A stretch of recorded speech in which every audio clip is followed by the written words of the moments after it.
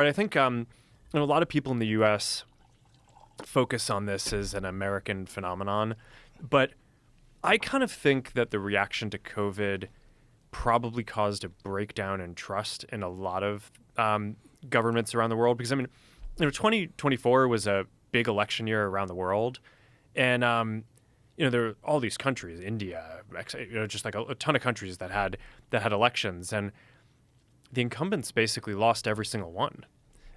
So there is some sort of a global phenomenon where the whether it was because of inflation, because of the economic policies to deal with COVID, or just how the governments dealt with COVID, seems to have had this effect that's global, not just the U.S., but like a very broad decrease in trust, at least in that set of incumbents, and maybe in sort of these democratic institutions overall. So I think that what you're saying of, how do people get their information now?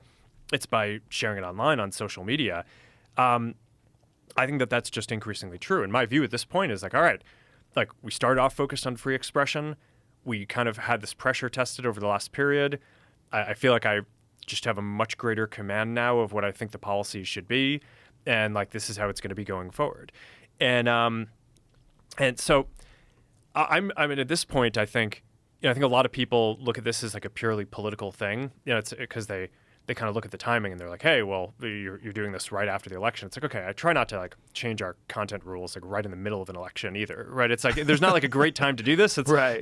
And you want to do it a year later. Yeah, it's like there's no good time to do it. There's, right. At whatever time is going on, there's going to be, so. The good thing about doing it after the election is you get to take this kind of cultural pulse as like, okay, where are people right now, and how are people thinking about it? We try to have policies that reflect, mainstream discourse.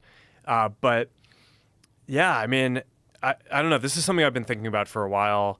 I think that this is going to be pretty durable because at this point we've just been pressure tested on this stuff for like the last 8 to 10 years with like these huge institutions just pressuring us, and I feel like this is kind of the right place to be going forward.